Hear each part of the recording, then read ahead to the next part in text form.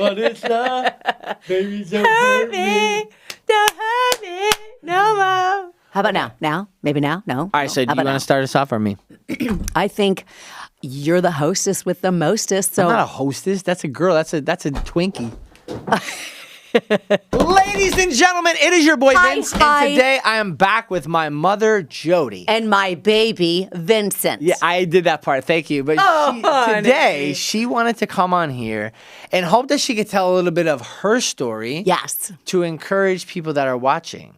And so, without further ado, wait, I said without further ado. Maybe I didn't send you to school long enough, kid. What would further of ado mean? Like, you just picture dew on grass? Hairdo. Further of it. Yeah. How would you further of it? All right, anyways. Further hairdo. Let's go. I can't... That's all right. One of my biggest insecurities is my vocabulary. Seriously. So now that you guys all know, honey. Yeah, because I probably get it from you, bro. I get my ADHD from you too. I know. I don't know how we're gonna make it through this, but we're gonna try. Because we're two peas in a pod. Dear Lord God, Jesus, help us, Lord, to stay focused, stay on track, and not be so cray-cray. Okay, thank you. Okay. So continue. No. Begin. Please, by all means. So welcome to the podcast. Hi. You have signed up for anxiety overload. Yeah. I put an N in overload. All right, no. So where would you like to start? How about you start with like what was your upbringing like in your childhood? So we're gonna start there, huh? Okay. You want to start there? Sure. Let's do it. We don't plan out podcasts. We just sit here and talk. Yeah. Okay. After I may or may not have a little bit of a cough going on here. Because she eats dairy. Now listen, behind the scenes, inside joke. She's always coughing, so that's why we laughed. Because Sorry. We were just talking about that. We pressed record, and then she has a horseradish in her throat. But I do have some sinus blaster, which is horseradish root, cayenne pepper, ginger, and a lot of other hot things. There's no way this so it does help. Is ever going to do well. And I'm not sponsored by this company, but I will if you call me. You know, I think like I am always so like I want things to be perfect like all the time. Random, bro. We are so random. Well, because I feel like there's 100 people watching saying, "Just get on with it." Well, then they need to slow down and chill. So I'm just gonna practice very slowness and no, not with me. So get crazy and let's go. Tell us how you were born. Okay, skip the mom and dad. So what happened was that I was born to a woman named Carm. No, I'm only kidding. You're gonna get details like that? No. Okay, so really, okay. So where I come from, a cute, small, quaint little flippin' town, so cute, Springdale. Like we had the funnest Is that where the Simpsons childhood. are from? I don't know. The Simpsons are very prophetic, so maybe they prophesied about me like 10 years ago, and I don't know. Okay, continue. Okay, but anyway, so yeah, Springdale, and I went to a cute little Springdale school, small little town, and we were always outside playing kick the can, ring and run. So traditional American childhood. Oh, yeah. You weren't brain rotting? In the 70s, no. Oh, no. We were kicked out of our house until the bell rang or the lights went ding dong, back and forth. And then we knew, grandma's calling, we got to go home. So, no, it was super fun. But honestly, all kidding aside, it was a little rough because tragedy strikes. Here we get into the now we're getting serious. Everybody chill. Yeah. All right. We got to get into the serious mode here. Okay. We're downshifting. Okay. But no, Springdale was super fun, and I mean, pretty much, you know. As a disclaimer, whoever we talk about, I don't mean anything in a bad way against anyone. I know. I was wondering, like, what names do we say? Or we just like give like. I know. Man, brown hair. But we're getting into childhood. And, parents and siblings and all that, and it's like, you know, air out the laundry. Why are you wheezing like a horseradish? Because you said laundry. That was funny. But no, really, it's like no disrespect to our parents, to our siblings, to our neighbors, you know, whoever we talk about. Because here's the thing. When you're little, you don't realize how young your parents were at the time. You look at them like they know everything. They should have been perfect. They're old and mature. No, my parents were in their late 20s and in their 30s. Like there's no way you were 21 when I was 5 years old. Like I could never picture that. I know. Like I look at you as... You're right, 21. I didn't go to school because of him. I had to drop out. Well, you knew that I count on my fingers. But you knew that was 9 plus 10. Yeah. Yeah. So basically, what happened... You don't even get what I did, probably. Anyway. Go ahead. I was 19. No, 15. Oh, well, pregnant with you. No, 9 plus 10. Not 9 plus 10 is 19. Oh, okay, you did get it? Yeah. Okay. You dropped out of school, so I didn't know. I love you. Oh, you sound like Adam Sandler, honey. What are you talking about? I love Adam Sandler. So, do you think he'll be on the podcast someday? No, bro. He's involved in Pizzagate. Oh, ye of little faith. Nah, bro. All right. So, anyways, though, what is Pizzagate anyway?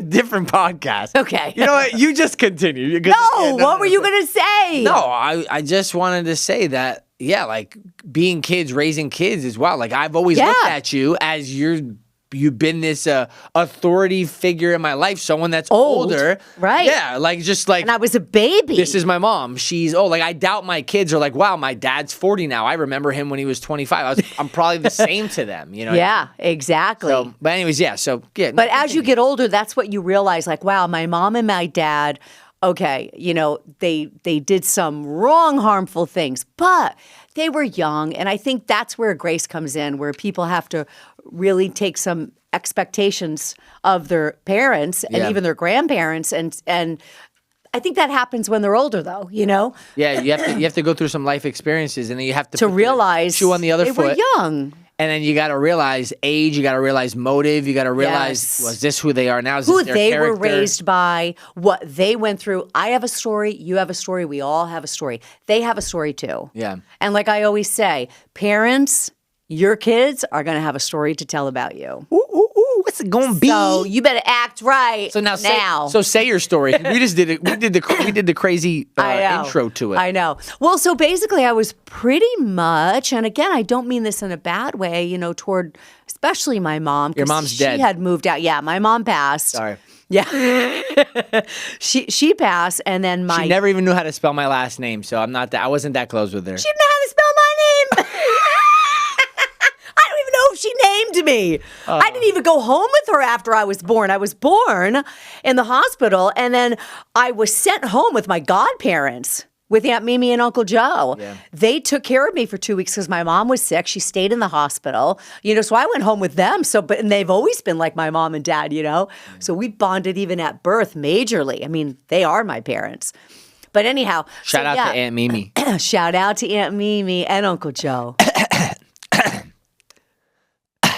What was that about? I was just trying to remind you that you keep doing that in the mic. Oh, okay. I need some more horseradish food. Don't take any more. You're gonna explode. That's probably how they make the atomic bomb. I have the energy focus gum like Joe Rogan uses. Maybe Joe will be on the podcast. No, I was just about to call you Jode Rogan.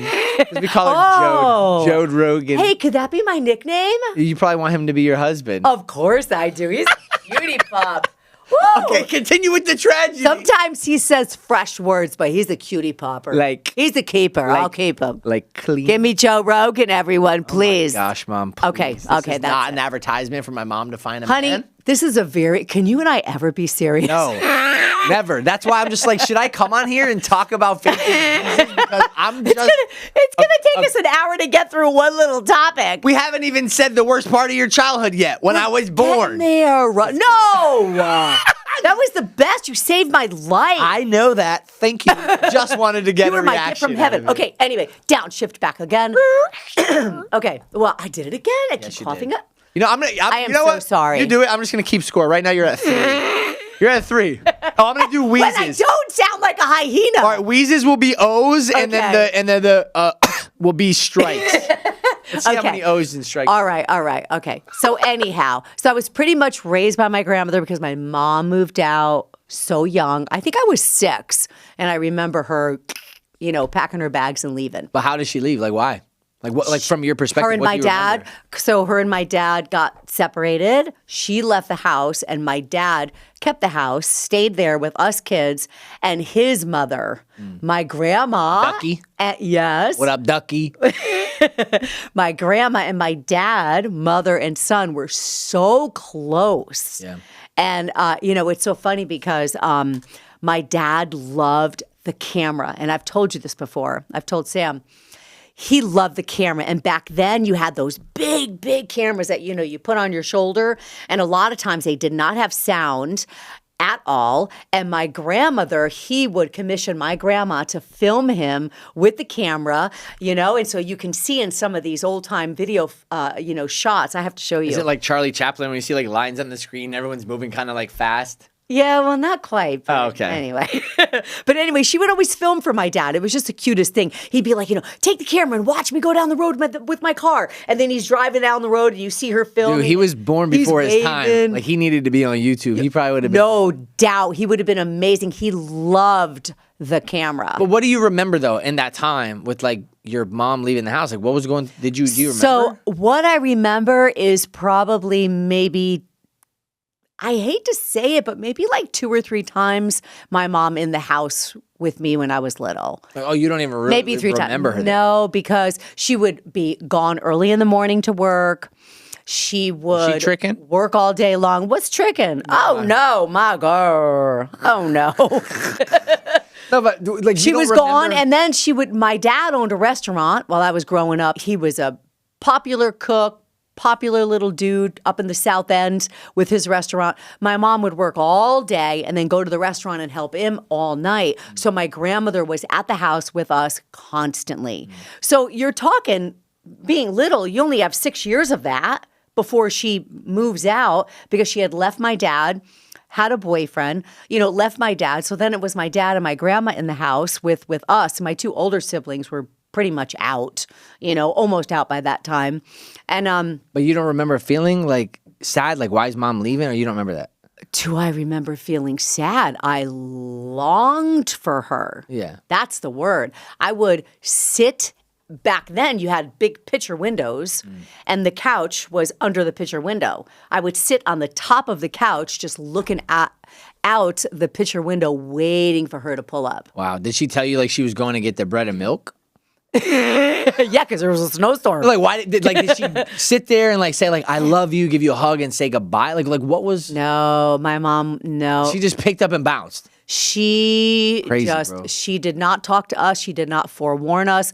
They were separated. She met this guy, John, and that was it. She fell in love with him. He was younger. He had just gotten out of prison. He was a tough cookie. So you guys were like all regrets to her? This successful man, 6'2", successful man, who loved her so much for this jailbird that just got out. So do you think like she looked at you guys as like regrets then? Like burdens. We were burdens, yeah. Wow. And so did that help? There's reasons why that my mom was the way that she was and did what she did. And I've made peace with that. And we became close as I got older. Yeah. She always tried to pick me up on like a Sunday or a Thursday and take me for pizza once in a while. Throughout my life after she moved out, so from 6 and on, she would pick me up on a Sunday and bring me to my grandma Lala's. So she stayed in town? She stayed in town, yes. So what age? Same town till... good question. I think 14, and then she moved. So from 6 to 14. Wow. Okay. So 8 years she was in town. So she would come maybe once a week, I think, and pick me up, take me to my grandma's, her mother's. After she moved out? She just came right back? Like, hey, what's up? Never. Oh, never. Nope. No, I mean, like, she never came back. No, but she came back in the sense of like she didn't completely abandon you. She just was like, I'm not living in a house with you. I don't mind seeing you, but not every day type of thing. Right, visits. Did that have anything to like, when I was born, was it just like, I would never do this to my kid? Was that like fuel for you to like never be like her? Because, some people fall into the same trap. That was my strive. Absolutely. I would always want to be better and say my kids are not going to feel this rejection and neglect. It was pure neglect. Yeah, that's why you're so overboard. I'm very overboard. But my wife tells her, like, you need to cut the cord. Oh, yeah. And realize that Vince is not a baby anymore. She trips on the umbilical cord. So that's why. Okay, that makes sense now. Yeah, but that was definitely a mark there. Yeah. Sorry, continue. Sorry, I was just thinking out loud. But yeah, so that was definitely that was tough. What about your dad? Yeah, so how do you handle that? So my dad, he was really hurt. He was really hurt. He had just bought my mom a beautiful Corvette. He was working his butt off with the restaurant. He had a tough time with alcohol because all the dudes, all the locals would come in. Hey, Joe, let's have a shot. Let's have some booze. They would drink. They would do their shots, and he... he had, too much alcohol in his time with all his buddies and stuff, and that mixed with a lot of prescription drugs back then.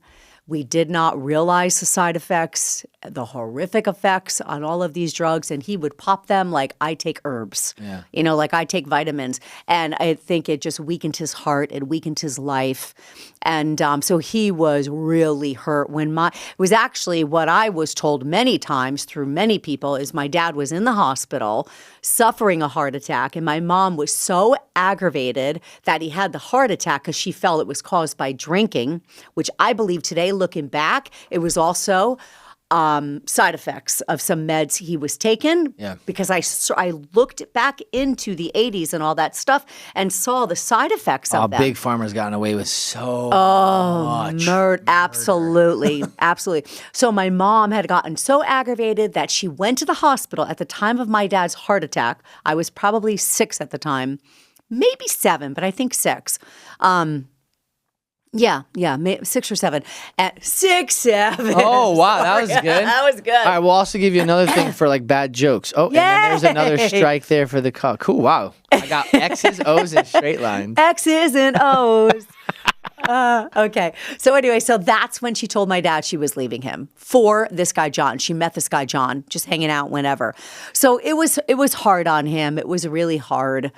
Now, but did you ever find out maybe why things didn't work out with them? Because in my mind, I think like, oh, did they once like each other and then she kind of drifted away and then he was trying so hard to get her to love him? Yeah. Both. I think the restaurant and late hours, like a lot of hours putting your working. wife to work. Oh, she was working for him? Was tough. She was working for him almost every night. Yeah, working with family. And she really was tough. not home with us. Oh, yeah. My grandmother was. He wanted my mom so much and so bad, and it took her from her children. However, I'm sorry, but, I had an extremely difficult marriage for many, many years. And when my ex, your stepdad would tell me, do something or don't do something or this is right or that is right, and it affected your sisters or you, sorry, I didn't listen. I respect you. I love you. You're ahead of the house. I understand where you're coming from and I'll do my best. But if I feel I'm sinning against my conscience, my children, or my God, I will not follow another person. And that is where we are going to stand before him and give an account for our life. So if I just say, well, my ex told me I should do this or I shouldn't do that or I shouldn't homeschool or da-da-da. And I have the responsibility to follow what is right on my heart. Yeah. So my mom did not have to follow all the leads of her being out of the house while he was working at the restaurant all those years. Yeah. Like what were the next, you said from 6 to 14 she would come by. So what were those years like living with just your dad and your siblings? So I definitely can tell that, and what I've heard is, he was sad, but he kept going. He became closer to me and to my brother. What do you mean what my you brother heard? Darren. Well, like from my godparents, talking to my godparents. What did they were you notice, all best friends. I noticed that he got closer to me and my brother Darren. He was home more. He had more empathy. His he was hurt. So I noticed within that pain, he spent more time, with me. his best friends were my godparents. So he would then start taking me over there. He would go to friends' house. He actually started doing things at my school when I was younger, because before that he was at the restaurant constantly. Yeah. He would, drink and come home very late from closing up the restaurant. So he would wake up, I remember like around 11, maybe noon. Very, very late. So you just didn't see him. You didn't hear him. You had to be very, very, very quiet in the morning because he had to sleep, And then when my mom had left and he rented out the restaurant at that time to a gentleman, Bill Graves, he rented out the restaurant at the time. He had all this time on his hands. So now we're at Aunt Mimi and Uncle Joe's, and he's not at the restaurant. And it was nice to spend that time, with him. I'm sure he was more crushed, but I have to say, my dad never talked bad about my mom. Never. He never said a that's thing. strong. That is strong. That's strength right there, because we shouldn't be. Check there. We shouldn't be. Yeah. I don't even know if they can hear you go, but I'm marking. If you see me, mark it down. But no, he never said a bad thing about her.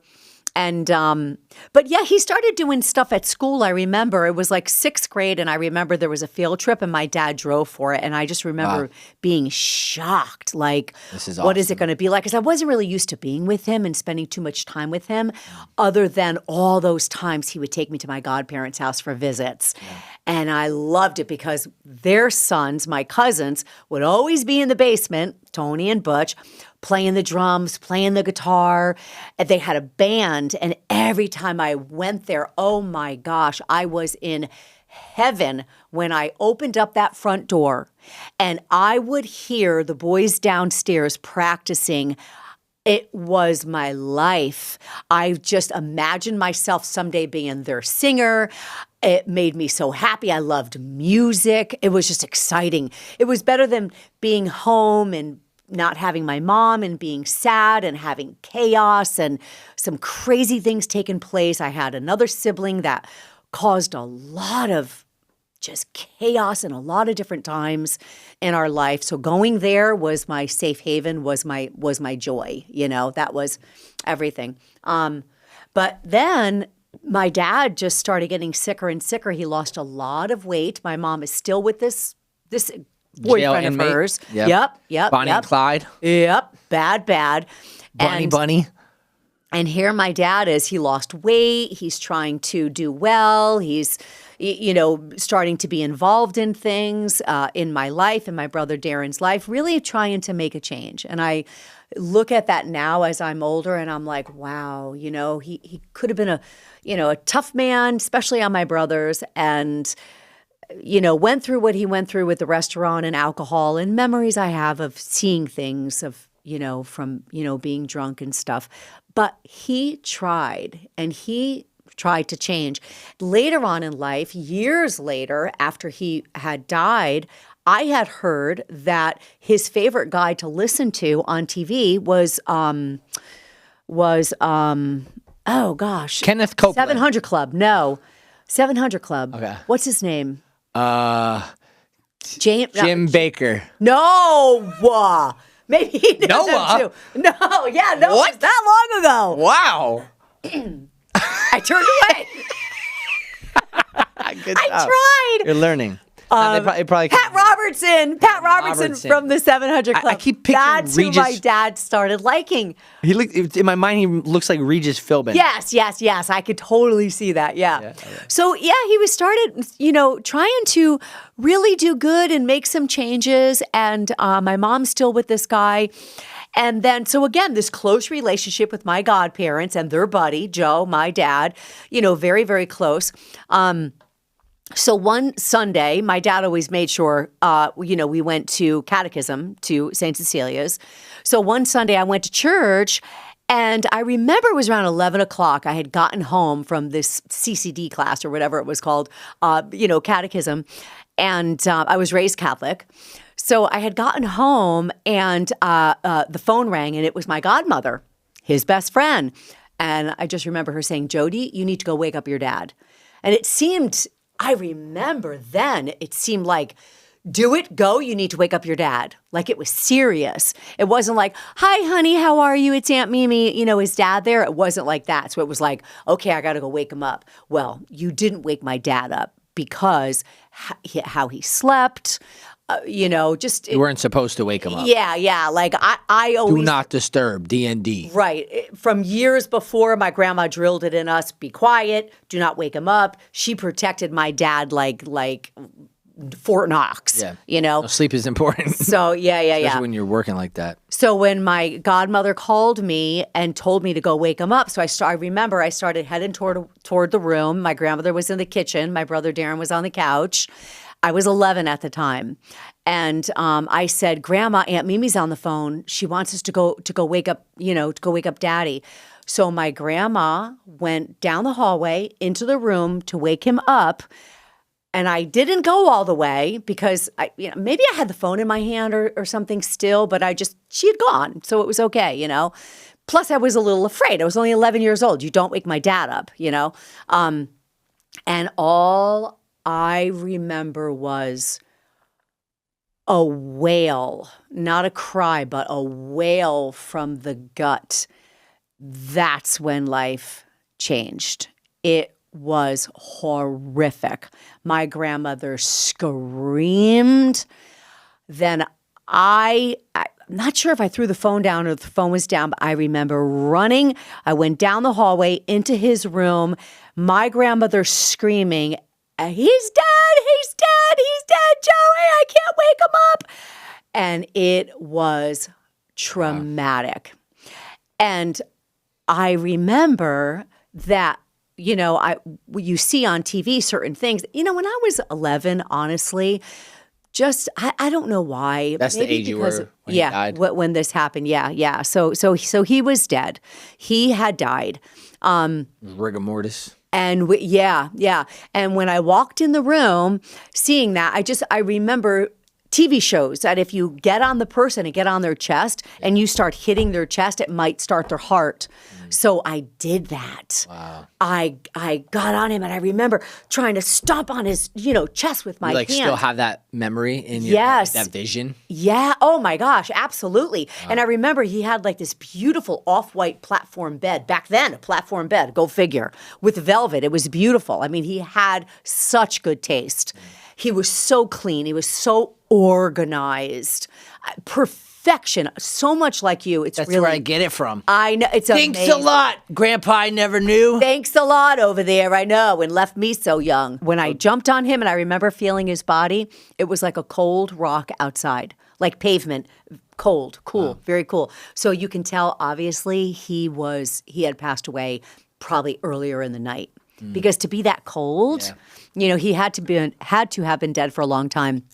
So here's the sad part that really comes in. So all the chaos happens. I run out. My grandma's flipping out. My brother's flipping out.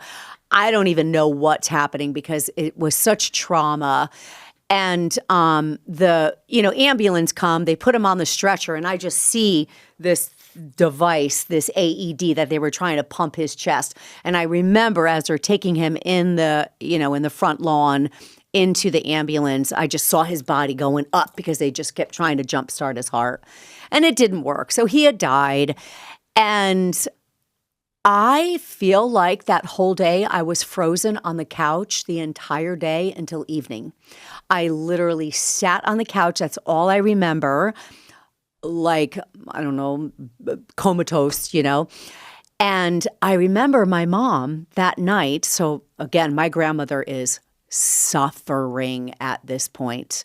This is her baby. He was 41 years old. Wow, 1 year from my age. Yeah, well, you're going to live a long life in Jesus' name. He looks so much older in the photos. He did. He did. His liver, he was popping a lot of prescription drugs. Well, he was 60. I know. Very sad, very sad. Oh, and he had such a giving heart to so many people.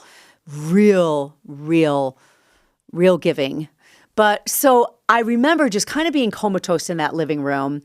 And I remember my mom coming in that day. Again, you're talking major chaos. She comes in, she runs into the bedroom, she gets whatever she has to get, does whatever she has to do, and she leaves. She walks right past me. I don't even know if she said hi, just like runs in, gets what, maybe she had to get his wallet for the hospital, or maybe she had to, whatever she had to do, she did not say, your dad has died. He's not coming back. Because again, you could not talk to my grandmother. She was probably on the verge of a heart attack. Wow. It was very bad. And she did not say anything to us. So she leaves. So I'm thinking, hoping, again, sitting on the top of the couch, looking at that picture window, my mom's going to come. My mom's going to come. Hopefully my mom's going to come. She never came back. Wow. That next morning, she never came back. The next day, she never came back. Did not tell me your dad is gone forever and not coming back. The only way I really knew was the wails, the crying of my grandmother. Wow. You know, being 11 years old. And again, the mindset of like a 8-year-old, because I was just so naive. What about your siblings? The only sibling that was there was my brother Darren. He was pretty much the same as me. He was a very quiet. I remember my brother was, you know, he would just circle and circle and circle in the living room, back and forth, and he would rock a lot. He would not talk. Wow. He would rock and he would circle over and over and over and over. He had like a lot of anxiety or stress at the time because, again, there were, you know, there was fighting, there was chaos, there was stress, there were things that were taking place. There was a lot of neglect and not having your parents around. Sorry, keep going. Around a lot. That's trauma. We didn't have tablets like you guys have today. Yeah. When these parents aren't home, the kids could go on TikTok, go on YouTube, what watch about, like, games, friends play next with door? games. Like who did you ask questions? Like, could you go outside? I'm sure y'all. Oh my gosh, I played with all my friends. My girlfriend Julie, Desiree Inez Jr.'s daughter, you know, my best friend, she was there for me. Yeah. She came that night, actually. I'm glad you brought that up because she came that night. I called her up on the phone. I said, Julie, my dad died. I can't wake him up. Wow. Actually, I'm so sorry. She called me in the midst of all that happening. It was a little bit after, but I remember still being in the bedroom and saying, Julie, I can't wake up my dad. Now, Julie loved my dad. They were very close. She ran up. It must have been like a couple hours later. She ran up with a bag of candy for me, and she did come that day. That's right. I don't remember anything else but her being on the phone and then showing up with a little brown bag of candy from Bill and Fred's in Springdale. And she came to comfort me, and she was there. So I'm sure life went on. We went outside, you know, did whatever, but it was just traumatic. You know, you're comatose at that time. And because my dad was so popular, you know, he was so well known for the restaurant. He had a lot of friends. He was the president. Mark it down, hon. I don't want you to see me do it. Oh. He was the president of Electrolux. He was, him and my godmother were king and queen of proms. He did everything with excellence. He had a lot of friends, a lot of people that loved him. So because of that, they had a wake that was 3 days long. So that was excruciating, to have it so drawn out like that. But still. Excruciating? Excruciating, sorry. Yeah, I thought you were knew gonna, I thought you were gonna say like it was wrong. No, you said it fine. I thought you were gonna say like exquisite. Like who has a 3 day, like why 3 days?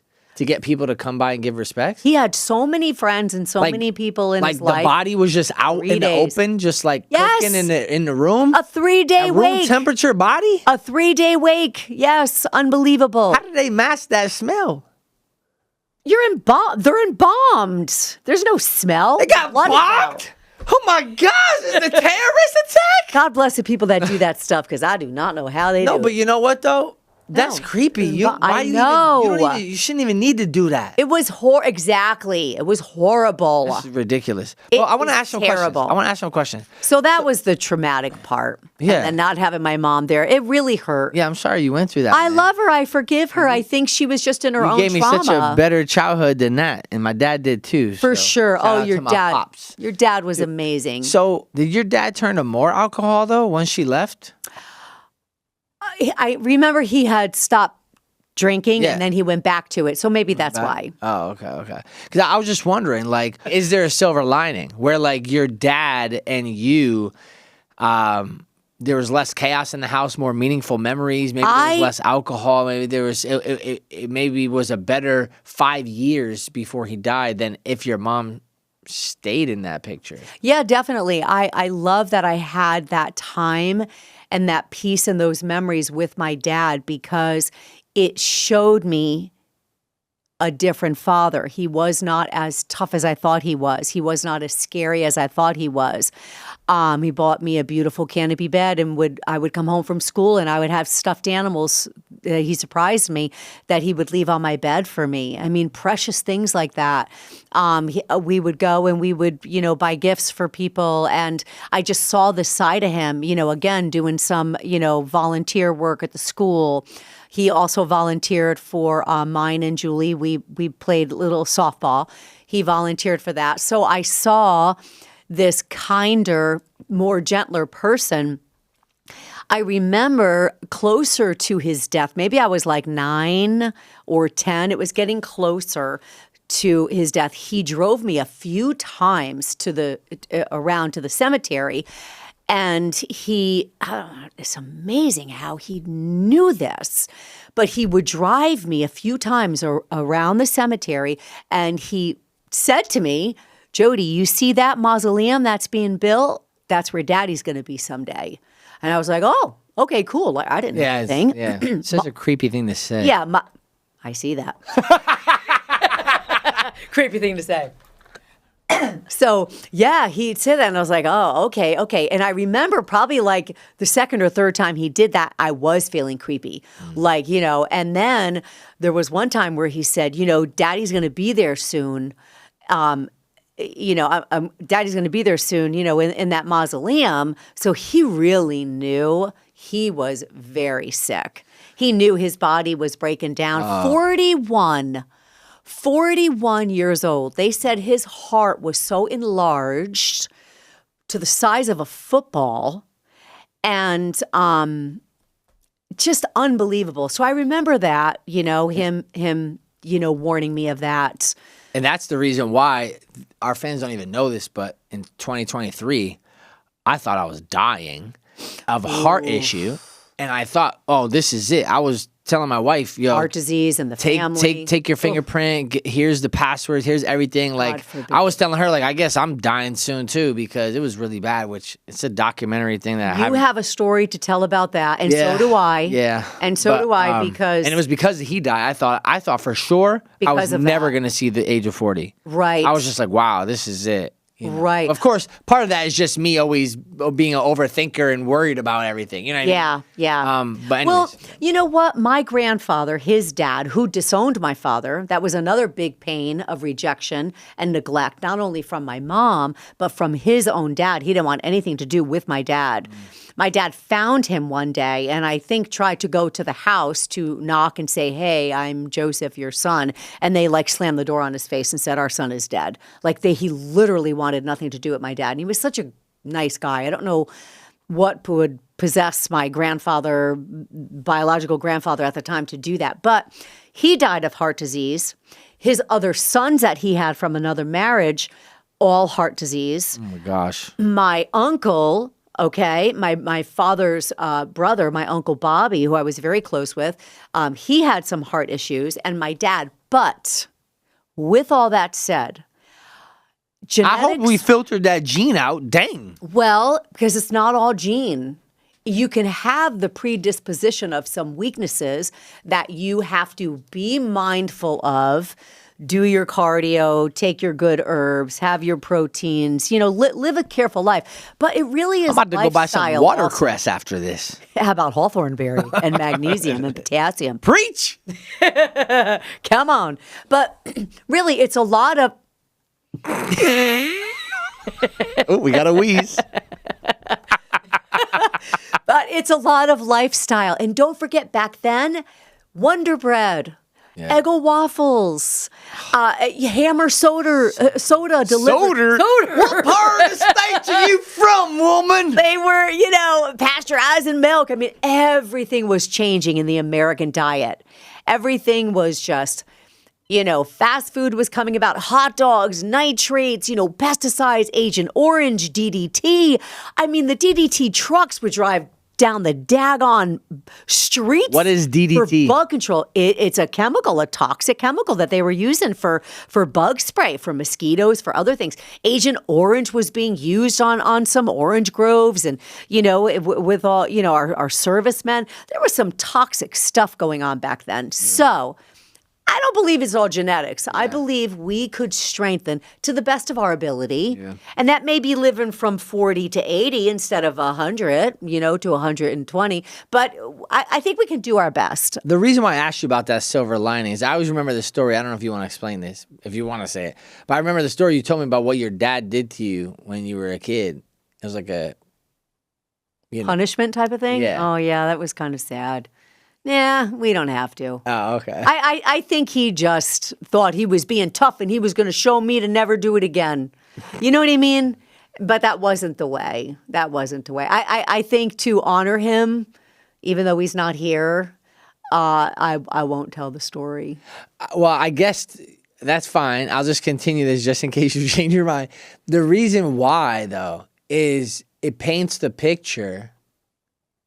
This Forgiveness? The reason why I brought this up is because if you have something like that happen to you and your parent is making these sort of mistakes, and sometimes something so terrible that happens, you're like, why me? Like, why did my mom leave? Why did my mom leave my dad? Your dad's my like, whole why life this? I said Why that? Yeah. And then, what if your dad was going to die at that age either? And there's a redemption story between a father and a daughter that came about from a mom leaving. And so I only mentioned that to help further illustrate and paint the point to anybody that's going through things in their life where, why did my husband cheat on me? Why did my, parents leave me as a kid? Why does my sibling abuse me? Why those things happen? That's... When we're in the middle of it, it's really hard to see it. But sometimes looking back, you're like, there's a silver line. There, like you said. Here's the other thing. When my dad died, I think the greatest blessing to me was it brought my heart and my focus to God. Because did he ever talk to you about God? No, but all I thought is, where's my dad? Why isn't he here? Why isn't he coming back? What's up with death? And I remember when that happened, I started going by my window, which is how I pray today a lot. I mean, I pray everywhere, anywhere, but I love to pray by my window and look outside. The window is your idol? Be careful. Now... And I remember when that happened, I would go by my window and I would nail as a little girl and I would pray. And I would always just say, please tell my dad I love him and how is he, and give him a kiss and how are you guys up there, blah, blah, blah. Thinking my dad was with him and made me really focus on God. I mean, I remember the feelings and I remember the thoughts. And after every prayer by that window, I would go and then blow it up to them. So I would kiss the Father, the Father and Jesus. I didn't really know about the Holy Spirit. The Father, Jesus, and my dad. So my dad was the rest. I don't know why. That was the Holy Spirit? My dad was the rest. So I would kiss God and Jesus and my dad and then blow up kisses to heaven. The blow was the Holy Spirit. And but you know what, Vin, too? And you're absolutely right. Through the pain, we are never guaranteed a perfect life.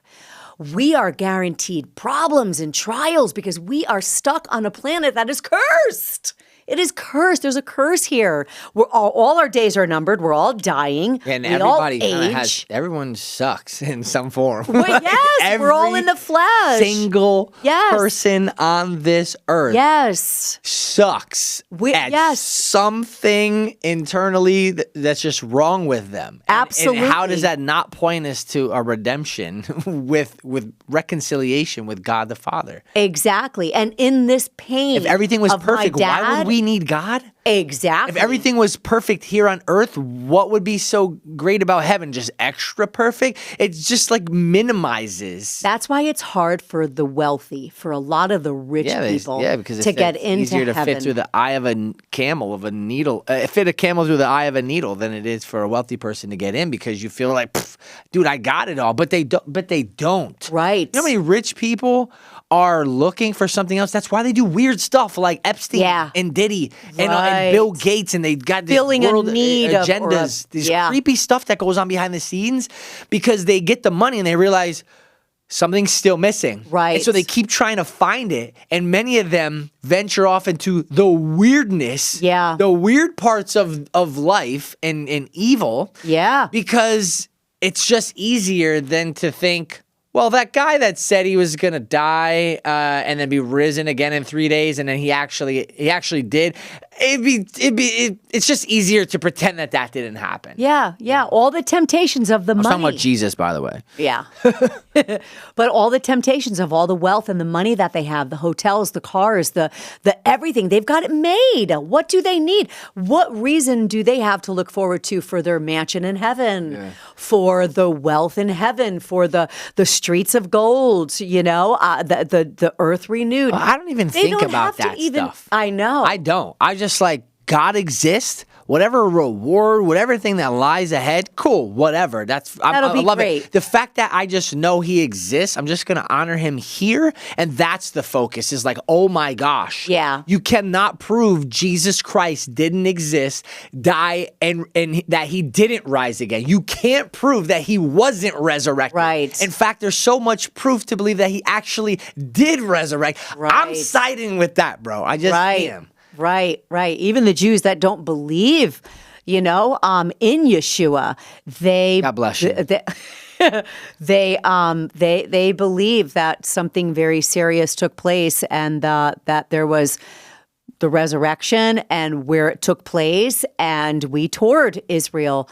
One of the most amazing times in my life was being in Israel with you, seeing these places, these holy places where it all took place. Yeah, it was cool. Where it Some began, of it is tradition, but yeah. But still, it's it's just amazing. It was great though. But the food was so good. Oh my gosh, mouth watering. The food, the mountains, the seas. It was just. How about the Valley of Megiddo, where it's all going to end? Let's not talk about that right now. That is powerful. No, but like, I'm just going to say this here right now. That was the most powerful time of the trip. I'm not a fear monger or anything, but if I live a long life, let's say I'm saying 90, right? World War 120. World War III does happen in that time frame. So just get your 20-year supply of freeze-dried chicken ready. No, it's nothing to joke about. I honestly do believe that, but let's keep going. But no, Israel was amazing. But what I was going to say, I go down all these little bunny trails, was the pain of losing my dad and the shock and the confusion of it. And not having social media, computers, counselors, people to talk to, anything back then. I mean, I was comatose in school too. I would, float out the window all the time, with my mind and not focus. But between that and not having lucid my mom, dreams, not having my mom, come back and be mom in the house, making me breakfast or cooking dinner or even bringing me to school, that pain did lead me closer and closer to drugs, to the wonder of who God is and why. And because I clearly remember my whole childhood. I'd be mad at something. I'd walk out the house and slam the door a little bit, say, "Come on, God, let's go talk." And all the time. You never told me that. Oh, all the time. That's funny. God, let's go talk. Like, there has to be something in my life where, like, come on, God, let's go talk. That has to be a title of something, because I literally did that all the time. I had no mom to talk to. I had no dad to talk to. My siblings weren't around. My grandmother was so stressed trying to survive life now without her baby. Yeah. And I had nothing but God to talk to. So I would go up the street, I would sit on my little stone wall, or I would go in the woods, walk in the woods. Oh, story of my childhood. I lived in the woods. Yeah. I loved the woods. Yeah. And yeah. I want to say this brought because, me closer to him. See, that's awesome. Thank you for sharing that, because it just makes me think of the idea that I'm okay with the idea of bad things happening to people that lead people to God, that lead others to God. That's, first of all, the whole story of the Bible, like basically. Yeah. In a nutshell. Joseph. And not that I agree with Charlie Kirk's behavior, the way he's talked to a lot of people, his insensitivity with a lot of topics. But by Charlie Kirk dying, you know how much reignited fires, revival was in Christians? How many people found God through that? No. And so I'm just like, if Charlie... tragedy. If he had his own opportunity to say, hey, do you want to go back to earth and not die? Or like you just... look at all these people that have been affected. How many people found God because of it? Yes. He wouldn't come back here and undo. I know he would. It's amazing. And yes, I'll speak for the dead because I know he wouldn't, because that's the heart of a true Christian. That's how you feel. So anyways, and then just look at it like... So true. But see, people don't like that. People don't like, so wait, my life could potentially just be miserable so that other people can find God. And I'll say, it's sad to say, but yes. And well, I don't like that. And I'm like, well, dang, like I've even told God, like, God, I don't even care if in the future I need to suffer and then you're glorified through that. And somehow... Well, I think you have a lot already. So let's just hope next are blessings in your Jubilee years. And that's fine, but the point is like we're not guaranteed anything, like you said, on this earth. And so you look at like you, right? Like you ended up baby step trying to, you're talking to God and you're leaning towards almost like you're the beginning process of acknowledging God, finding God. And you had to lose a mom because of it. Not technically lose, but you lost her. And then she did end up dying. Yeah, much later. Yeah. But then you lost your father.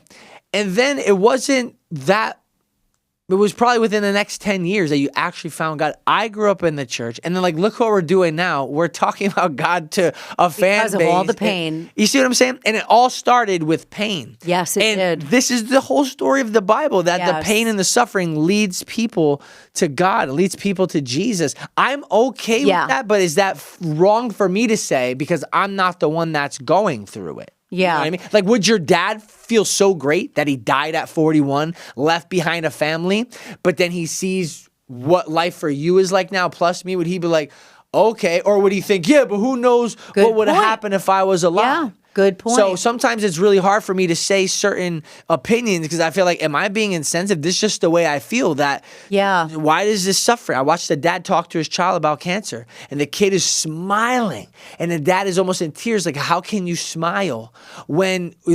How can we believe that God exists and you're smiling? You have cancer. He goes, I'm happy God chose me. And then the dad was talking about how all these people's lives have been touched through his child's cancer. And I'm sitting there like, I believe it. Praise God. But there's so many other people who be like, that's BS. I don't believe. And they blame God. And then they blame God. They start blaming God. And you really can't win. You can't win that battle because that own resistance that exists in that person, that negative person's life that's saying that, there could come a day when they're like, wow, now I get it. Or they might die and never get it, which is, to me, I'm like, I don't understand that. Yeah. Like, how do you die never knowing God? Then I'm like, what was the point of your existence? Yeah. If you never came to know God, why did you exist? You fueled someone else to find God? Like the story of Billy Graham. He went to, they say that Mordecai, the guy that led a revival in like the 20s or whatever, there's one kid named Billy Graham puts his hand up. The revival the crusade wasn't that big, but then Billy Graham touched millions and millions and millions of people. Right. And so like sometimes these small little things have great big effects. Absolutely. And do we want to accept that? Yes or no? Yeah. And the further we get away from our problems, from the past, we see how the dots connect to say, that's why this was allowed in my life. That's the good that came out of this and came out of that. Here's the thing for all the listeners. Here's the thing. Yeah, I was going to say. The key is do not give up. Don't give up and go to alcohol. Don't give up and go to You porn. won't find your answer. Don't give up, or maybe I shouldn't say that word. No, don't give up and go to no men should be looking at that, relationships. and no boys should be looking at that. It'll mess up your relationship. Absolutely. Period. But when people have these childhood traumas of a mom, of a dad, or abuse, whether physical, sexual, whether verbal, whether psychological, when they stay in hope that there's got to be a plan to, number one, make me stronger. Number two, create a better future for me as a parent now because of the trauma that I went through. And number three, see what else God has for my life through that tragedy. Or what if they don't believe when people in God? don't give up? The more we deny God, his calling in our life, the work that he could, use in a tragedy.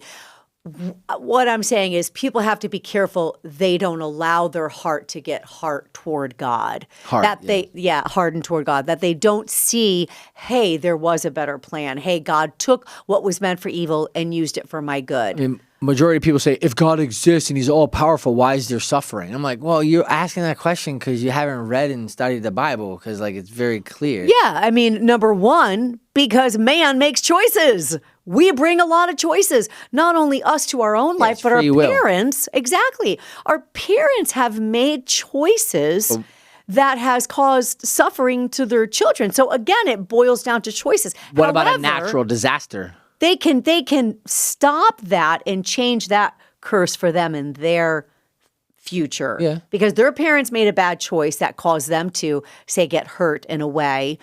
They don't have to repeat that. They can break out of that then and do differently from what their parents did. Because like I was saying, what about a natural disaster? So many people say oh, if I'm a baby, I'm born in sin, I'm just going to go to hell. And it's just you hear a lot of people and they say that. Yeah. So will you have anything to say, respond to that? I just think that when people have questions like that, there is comfort and there are answers in the Bible and through prayer.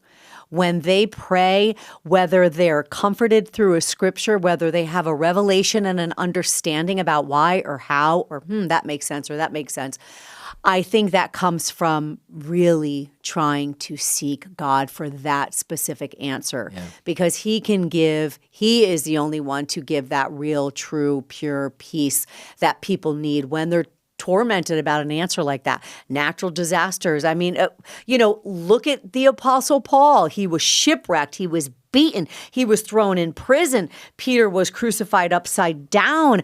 I mean, look at the trauma. Joseph, 12 years in prison, accused, and he was innocent. I mean, the stories, Jacob, what Jacob went through. I mean, the stories go on and on and on. We are not guaranteed a perfect life. We're not guaranteed an easy life. And we are not guaranteed that there are not going to be storms on the boat and thrown over from storms. They're natural disasters. We live in a fallen world. We're here temporarily. We're going to die. And when we die and that time of resurrection takes place, when we stand before God and the books are open, we're going to give an account. We're going to have a nice little conversation with God. What did you do with this life I gave you on earth? This life was a gift, and your body was my temple. I was supposed to live through you, dwell through you, give you the comfort, the peace, the love, the blessings, to raise your family, to work hard with your hands, to prosper and be in health, even as your soul prospers. I mean, people are going to give an account for these things on earth, but we can't be foolish to think storms, tornadoes, death, destruction, sicknesses, they're going to come. So be prepared. Buckle up, be prepared. Having God just helps you get through those storms. Yeah. I before finding God, all the things that would happen in my life, there was just no way to actually get through it. It would just be pissed off all the time. There's never going to be an ending. I remember. Yeah.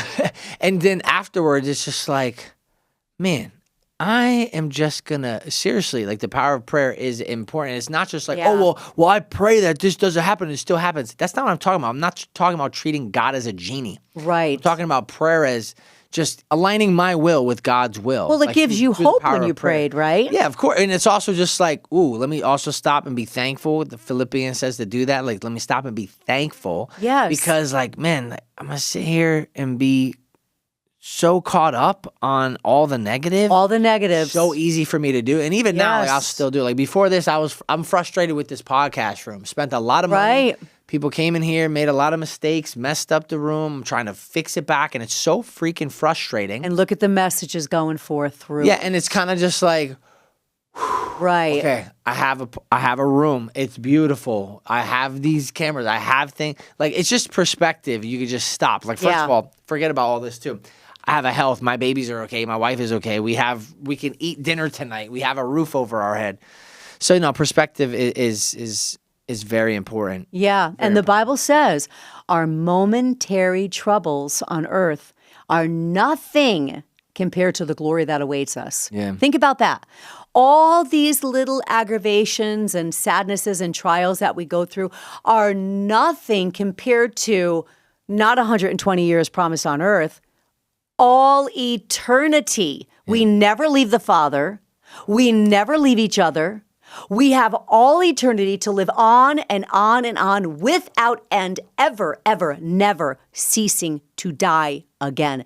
That's powerful. If we could remember these little things, problems with a house, problems with a podcast room, problems with, someone in our life, it's like that prayer, like you said, going to God in prayer, that can help us so much because that just brings the reality that, you know what? It's going to be okay. And knowing Scripture, the more we know Scriptures, I don't mean verses out of context, blah, blah, blah. Yes, that's helpful and that's wonderful. Our little Jesus is Calling books, that's wonderful. But knowing the Bible, knowing the struggles, knowing the death, knowing the destruction, knowing the promises of the resurrection, knowing the promises here on earth and for all eternity, it puts everything in perspective. And you're like, it's okay. Yeah. It's okay. I forgive my mom. caring. I forgive my dad. I forgive my ex. I forgive the builder. I forgive the podcast guy. When you actually believe in eternity, the crap that happens here, you're like, sometimes who it's cares? a test. Like, who cares? It's actually stupid. Yeah. It's like, Vincent, you passed. You didn't get pissed. You didn't throw the towel in. You didn't curse the guy. You didn't, you know what I mean? Well, that's going to take a long time to go through everything I've ever said. Give an account for every word. Well, yeah. Every word. I know. But all of these things, I believe they are tests. Did we endure? And how do we know how to pass these tests? How do we know if we're doing well? For the glory of God. Right, exactly. Everything. But it's through the fruits of the Spirit. Do we have the patience? Do we have the kindness? Do we have the gentleness? Do we have the self-control? Do we have the love? On and on and on. Like, that's how we measure ourselves. We don't measure each other against, toward each other. It's like, oh, well, he acted like that, so I can act like this. And he messed up this, so I'm going to. Yeah. No, measure yourself up against the fruits of the Spirit. Yeah. Are we being this? Are we being that? That does not mean fruit. We let people crap on us and don't have boundaries. Yeah, you still have to have boundaries. You still have to be strong. Yeah. Be a good steward. Be a good manager. Weak. Just be Don't meek. be weak. Exactly. Don't be weak. Be meek. Yeah. Whatever the heck that is. Meekness, not weakness. I'm starting a checklist for you now. Weakness. Dumb Dutyheimer. Check number 1. Every time you act like you just call me a dumb Dutyheimer? Every time you act like one, you get a check. Like I'm getting my checks. Oh my God. I forgive you. So like what happened? So what, that was about 14. Your mom moved out of town, right? Yeah, then she moved. Who was taking care of you? Was it your great-grandmother? No, so then my grandma, what happened was I met your dad when I was 14. An amazing young man, may I add, for being so young, okay? Because he had good parents. He did, Grandma and Grandpa. He did. Look, none of us are perfect. Yeah. We all have our crap. We all have our issues. None of us are perfect. But if everyone would be grateful for the good parts, see the good. Yeah, they did this. They acted like this. They did that. Of course, Where's your good list now? Yeah. Stop freaking focusing on everyone's... So easy to focus on the negative. Exactly. That's not fair. It's not fair. It's not right. Yeah. It hurts people. You carry bitterness in your heart, like, put people in a little cage in your heart, because all you're doing is tallying the bad, the negative, the negative. How about the good? What? Why you look at? Do I do that? I'm not going to tally the bad anymore. That's right.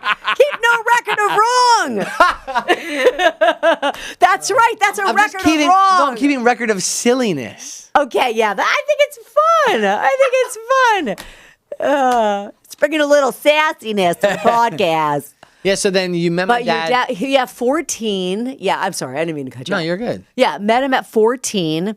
And then I was pregnant with you at 15 years old. No mom, no dad. My grandma was, still in the house. And again, she was suffering. She changed. She really changed. She just let us do whatever we wanted to do. When I had homework and I didn't understand it, give it to me. And she just did it all. I mean, I did not do school. Those were the days when ever. Parents understood the kids' homework, because now we're like, what is... I know. To do math, I have to go grab a Frisbee? It's just it's the weirdest stuff now. Yeah. But yeah, so then pregnant with you at 15, your dad was 16, and just had a lot of influence in my life to tell me to abort you, give you up to other people. Through it all, I remember looking at every single person and saying, you crazy. I'm keeping my baby. That's and you my crazy. mama. Uh-huh. That is my mama. And you know what I remember thinking? Take a blood test. That's right. You know what I remember thinking? With everything I went through with my mom and dad, wow, now you got me thinking, was this another reason, a purpose of the pain of my dad and my mom? I remember thinking when I was pregnant with you, finally, I can have love. Wow.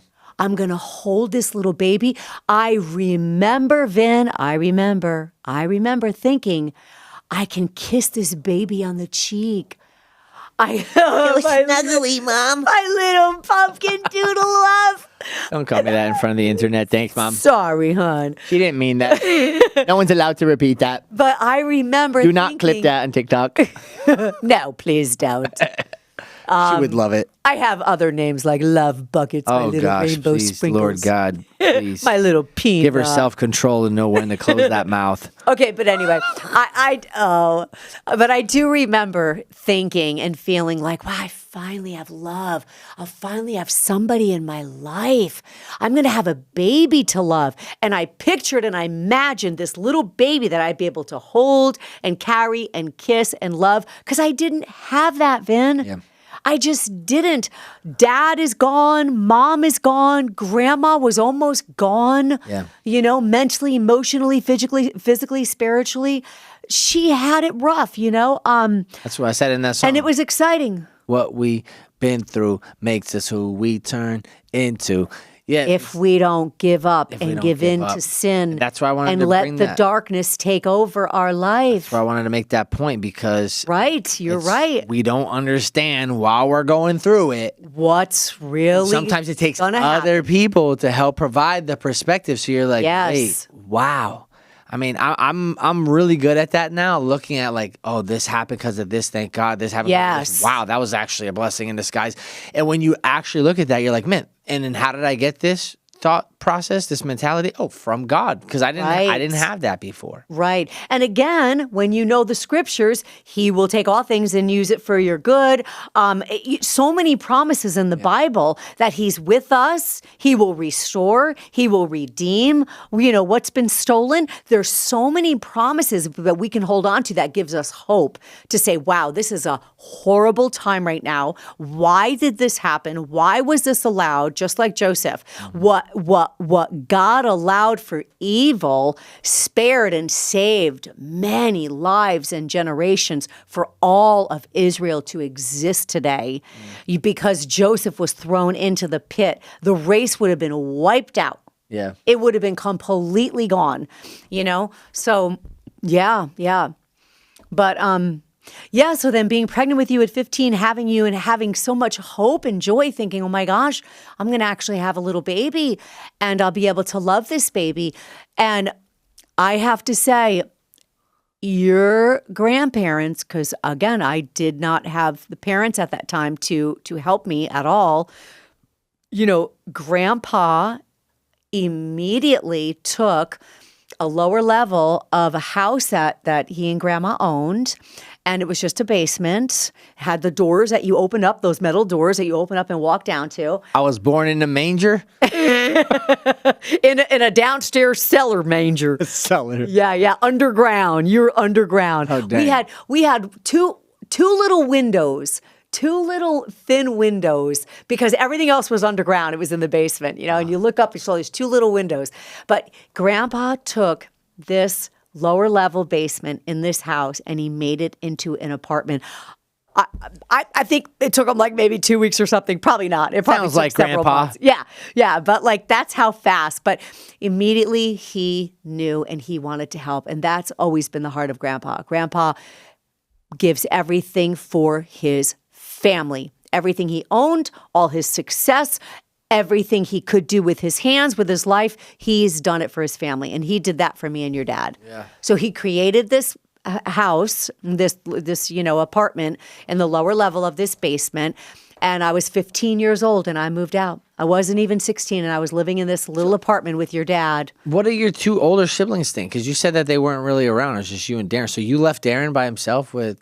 Yeah, so Darren ended up still staying in the house with my grandma. Where were your older two siblings? They had moved out. My brother... They didn't come around a lot? I had an older brother, Joe, who was married with his own kids. And then my sister Robin, she, I think, followed my mom to Florida. Oh, she did? She moved out and was with friends and stuff like that. Oh. So, yeah, because they were older. My brother Joe was 7 years older than me and Robin was 9. So me and Darren were only 2 years apart. So we were the closer ones because we were home stuck with each other. I would just think that, like, I guess the death of your father didn't bring people closer, like your siblings. Not in that sense. No, it led me closer to God. You did. For sure. Yeah. For sure. I think, honestly, not to compare, but me compared to my other siblings, I think it caused them a lot more trauma than me because I did find Christ. You were the remnant. I was, I guess, if that's what you want to call it. It did lead me to God, and that changed my life. So being pregnant with you and then your dad and I just, going about life. But still, I was still so traumatized and so young and naive. Being a young little mommy with you, pregnant with you. Oh, it's so sad. I remember looking in the mirror and I was pregnant with you. And my body was getting so big because Nena told me, the Italian Nena, you want to eat when you're pregnant, you eat it for two. She gained like 80 pounds. Yes. I was like 192 when I delivered. Unbelievable. You ate the world's supply of Twinkies. I did. I didn't have one. I had two because I literally believed her. This cute little Italian, why did she tell you? 4'7". She said, "You got to eat it for two, Jodie. You eat it for two." So I thought, okay, if I have a double Twinkie, I have to have two. Yeah. Everything said, I had. I want that Whopper. I want that double Whopper. I had 2 Whoppers. You think I'm kidding? I was telling you, I was so naive. But I remember looking in the mirror. I'm actually so hungry now that I just said that. I know, right? But we need grass-fed burgers. I feel like I ate too many Whoppers right now, and I'm feeling gluttonous. Here, Joe Rogan, come, bruh. Yeah. Yes, energy and focus. I always take like a half. I don't take a full one. Joe, me and you don't need this. But can I tell you what was really sad? I just need it because I'm getting 80. No, you're right. You don't. Just have a quarter piece. You don't have to have the whole thing. A quarter. You already had a half. Take that whole thing now because your hands are on it, and then just take a little piece. Oh. Honey, that's a lot. Okay, but anyway, I remember, maybe I should not say this like on air, but I remember being in the bathroom and I was gaining so much weight and I'm pregnant with you. And I look in the mirror and I see stretch marks on my breast. I'm 15. Yeah. I was 120 pounds. You're like, this fool better be worth it. He better be a YouTuber one day. My girl, you destroyed my body, my girl. All these stretch marks because of you. No fair. Thank you, Jesus, for laser. For laser and radio frequency nowadays that they have to help the skin. But no, so I remember looking at the I was going to mirror. ask you if you had that done, but I actually don't want to know, so never mind. Yes, I don't do Botox, no fillers, nothing like that. But, I have done my lasers. But anyway, so I remember looking in the mirror, Vin, and seeing these stretch marks. And I flipped out. I flipped and I screamed. I must have been so scared and upset and angry and emotional. And I went like this and I just ripped my chest. And I made the stretch marks worse. What? I looked down and it was like someone just took claws. It was so sad. 15. You need help. I'm telling you, I was suffering. What do you want? I'm sorry.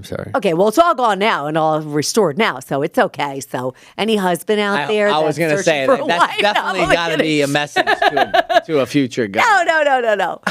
But seriously, anyway, so your dad and I, so we were so young, and he was so 16-year-old dad, and he used to wheel you down the street in this little carriage. And, we did our best, but then life came, the storms came, tried to knock us all off our horse, and... What storms?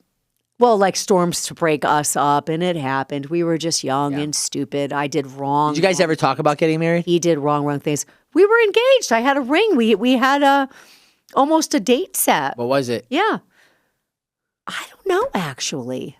Was it like one of those things that are like 2 years later? I don't know why people get engaged and they set dates so far in the future. I'm like, It was probably a couple of years, yeah. Was it really? Yeah, it was probably a couple of years. Yeah, because I engaged to Sam, and I'm like, we're getting married in a month. Get ready. Oh, how funny. Because of you. Different video. Yeah. Well, I wanted you guys to Different be pure video. when you come down. I was a Different Christian. video. What we have been through, we are commissioned to comfort others in that same pain. So whether it's a single mom, whether it's someone who lost a family member, whether it's neglect from a parent, which is so painful. Then I massively had it in marriage later on in life. It was like I married my mom. The neglect was horrible. You want to say that? So, yeah, I mean, well, it's true. I mean, the neglect was horrible, and, whatever. But again, all of life's issues led me to Christ, led me to want to be better for you. Yeah. God always has something beautiful that comes out of the trauma. Beauty for ashes. I know we're jumping, but let's actually talk about the forgiveness. Only because, like, you talk about being neglected in your previous marriage, and you talk about being neglected by your mom. But forgiveness and forgiving those people, because they've also received that in their life. Hurt somehow, some way, yes. And I believe that. Yeah. And so, how do you not condemn people for their foolish mistakes, even if they're still not changing? Right. Some people don't know how to change. Takes them a lot longer to change. They stay stubborn and sometimes could die a stubborn person. Yeah. Never capable of change. Right. Which is so hard. And hardness of heart. And so, I think like you're a good one for forgiveness. Yeah. There was a lot of stuff done to me that I forgave a lot. Well, let's just talk about your mom really quick. I mean, should we jump ahead to that? I just wondered why you would go and hang out with your mom several years ago before she died. How long ago did she die? She died probably six years ago now. And I just remember like 10 years ago, 9 years ago, you'd be going I always went to go and I'm like, visit and see her and talk to her. What is wrong with you? I actually would shame her. Like, what is wrong with you? She's a terrible mom. She does not deserve your presence. Why are you nice to her? Why don't you curse her out more? You should try cursing her out more. You should try like putting her on blast and like making her feel terrible. Yeah. And you just never did that. And so how were you able to be so strong? I mean, obviously, I know it's God, but like, forgive her and think about all the positive. Because I think that's just it. Was it because you wanted to be in the will? No. Oh my gosh, no. You're greater than that. You're great. Oh my gosh. Hey, it all comes back to you. If people do things with those kind of motives, it comes back. Judge others lest thou be judged. Yes.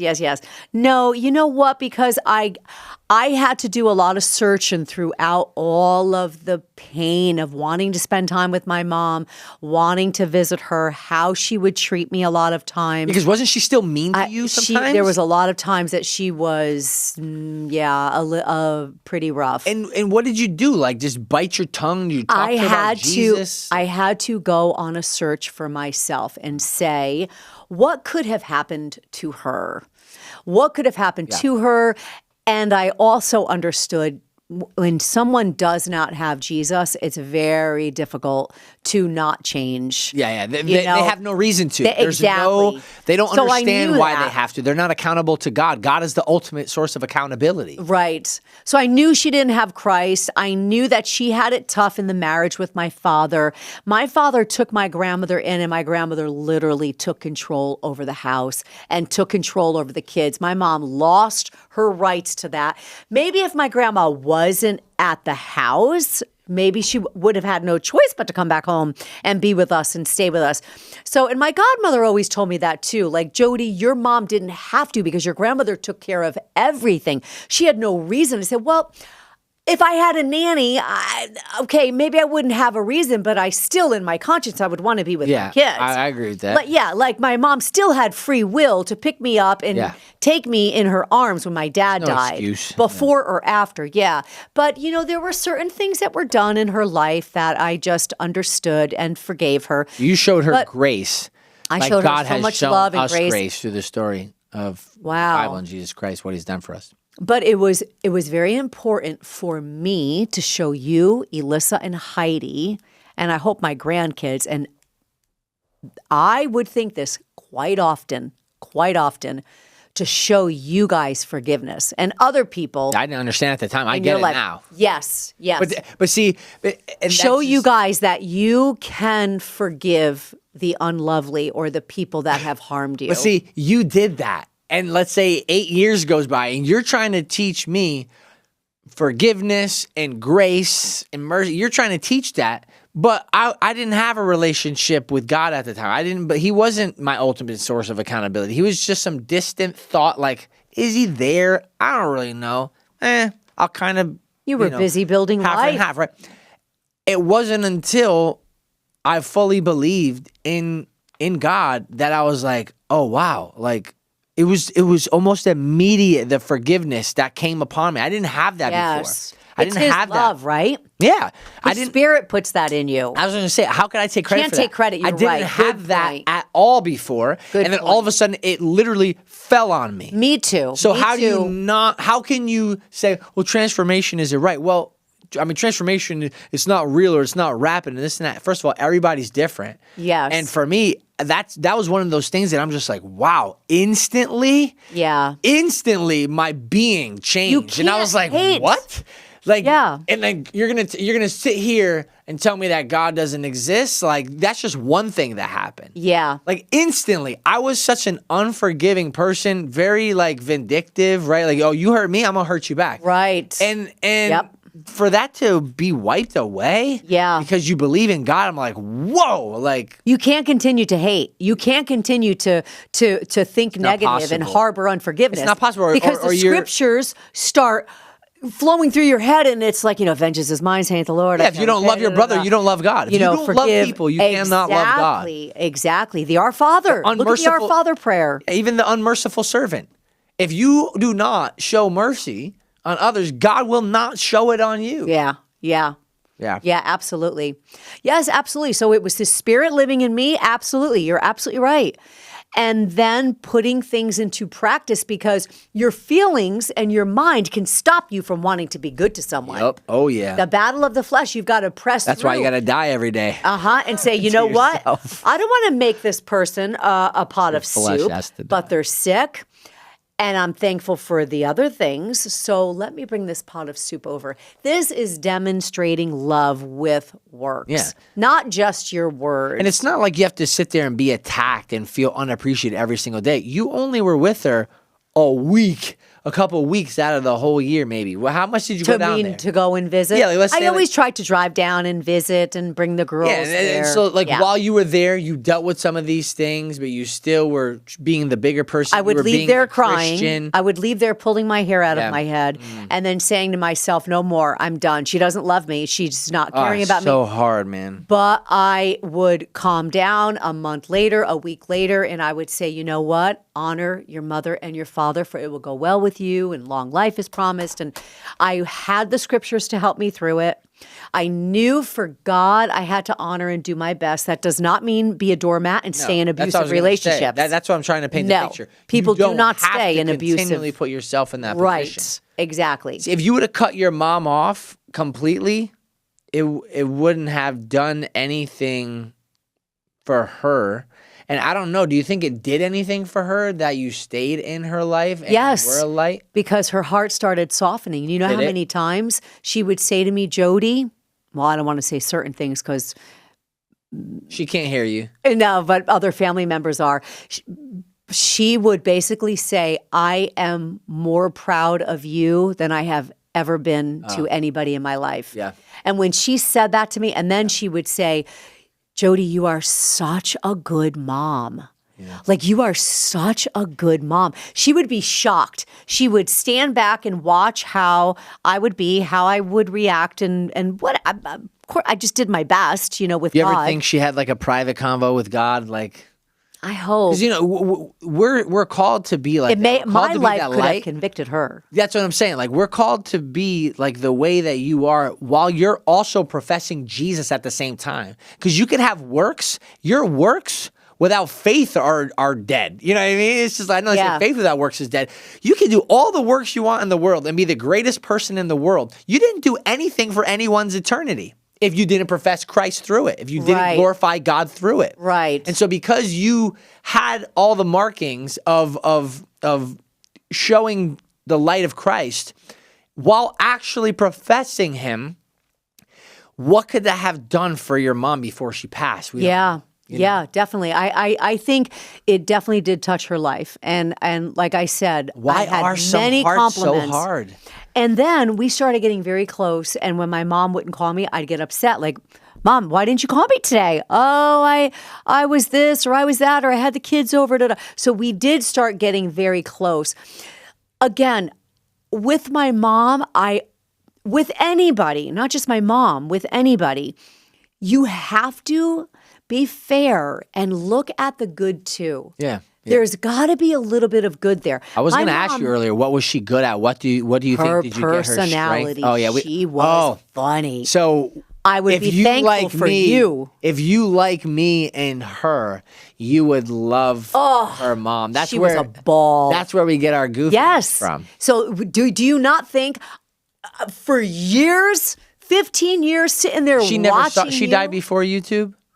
Wait. Yeah, she started seeing. No, she started seeing some things. Yeah. She would see a little bit because she never had a computer or anything. Yeah. But Vin would all the time think, how could I hate or be so upset with her? This is where I came from. Look what I got from her that my child ended up inheriting. Yeah. This is beautiful. This has given him such a beautiful personality, given me a personality. We're positive. We're full of life. We love to laugh. We love to have fun. I saw that a lot in her and in her side of the family too. There was a lot of other, silly people. But not only that, I mean, there were just so many other things. You feel like you were trying to make up for lost time at all, ever?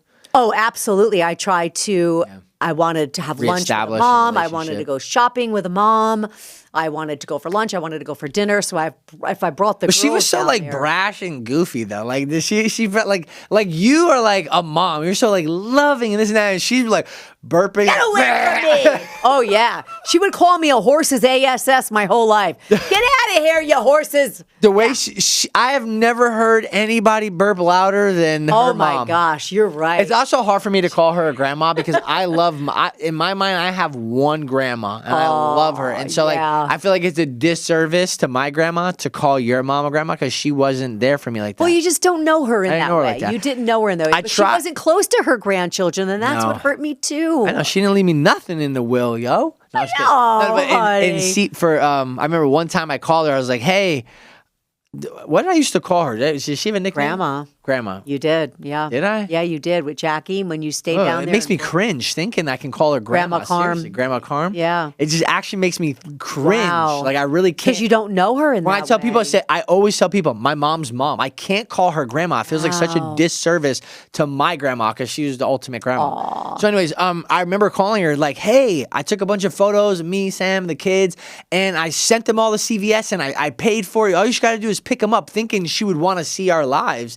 And I remember, I think she was so bothered, like, I gotta freaking go to CVS to She probably was. freaking pictures. Oh, yeah, she probably was. And I'm like, hey, CVS called me. They said you haven't picked them up. It's been a week. She's like, oh, yeah, I mean, I gotta get there. And I'm just like, you B-I-T. I was like, I'm never. You didn't have Jesus at the time. No, I never.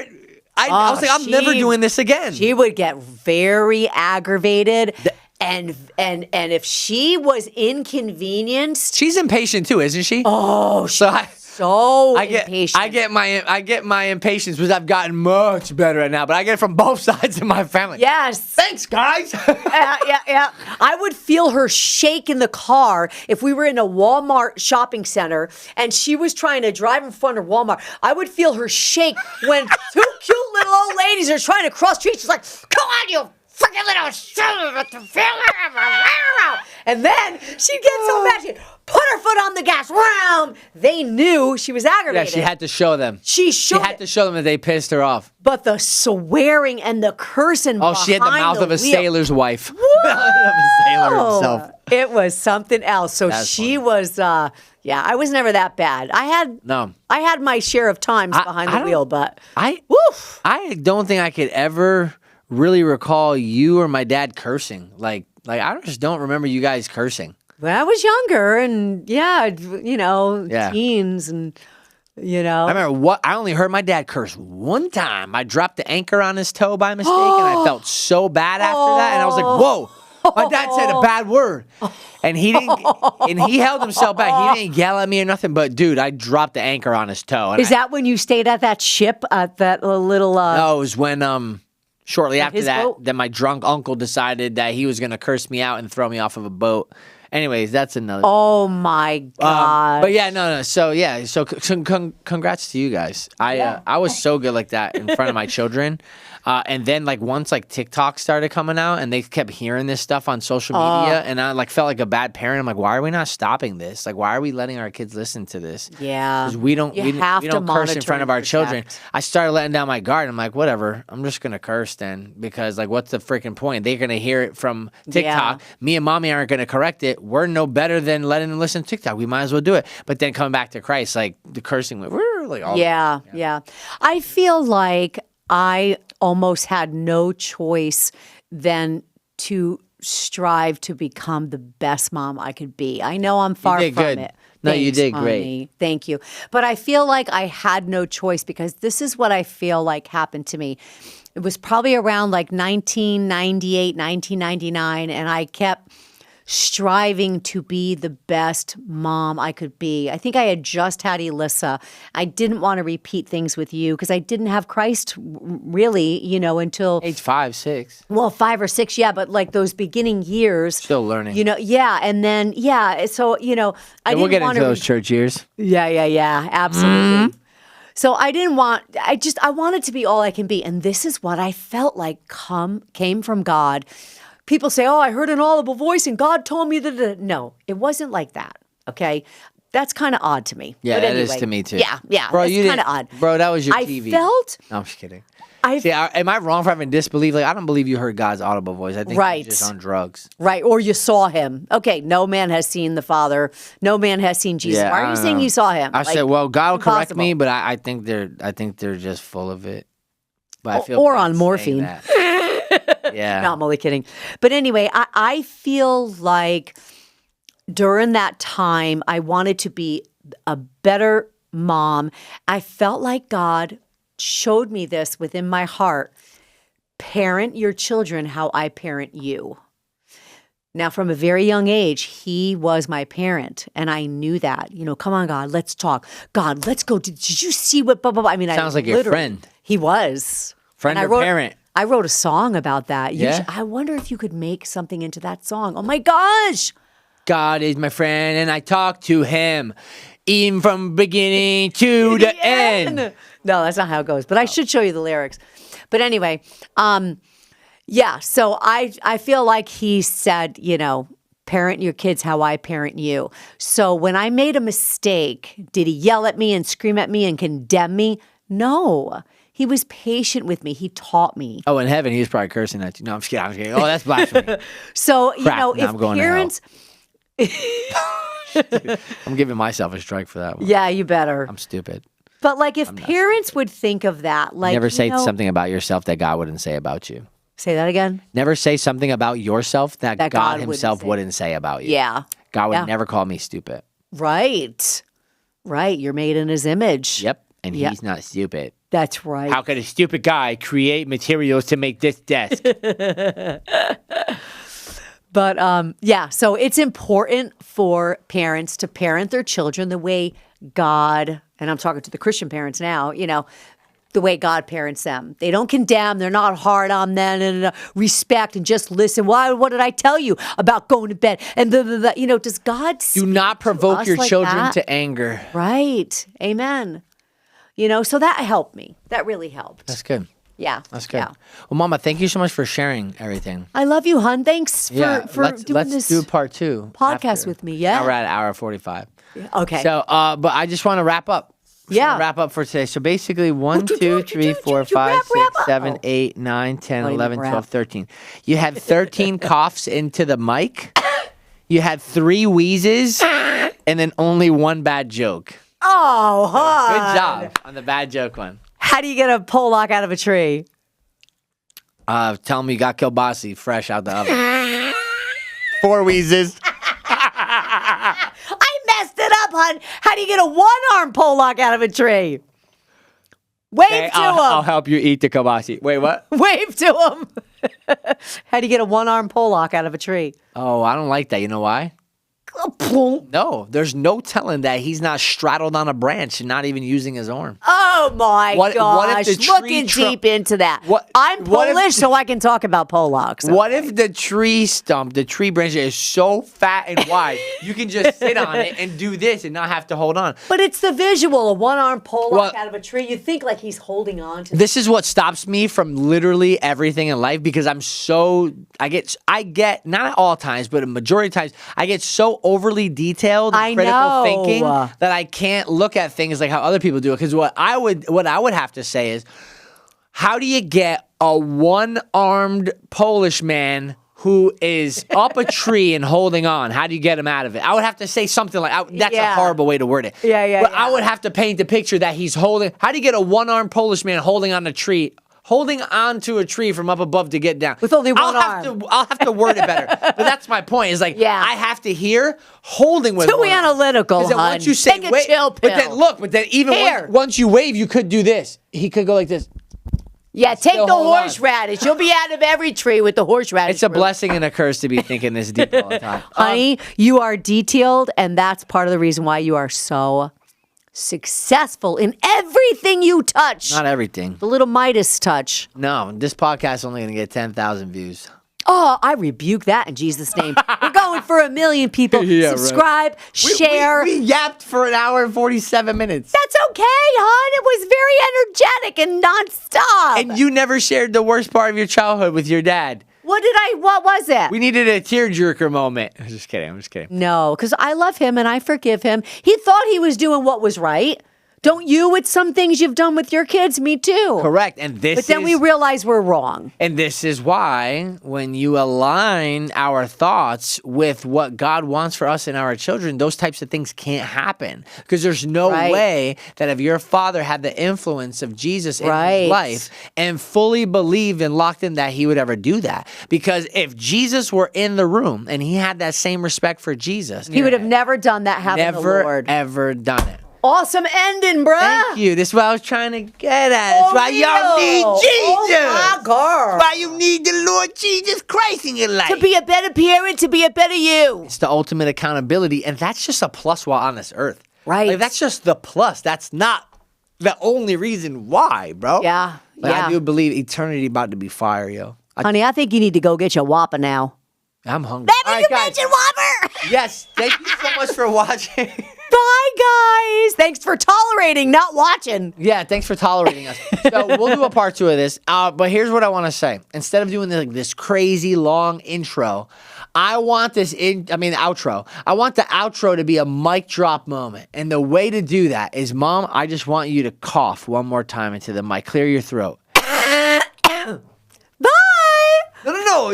We're supposed to end with the... We're supposed to end. No, you can't say any words. We'll say, bye. Okay, we're done.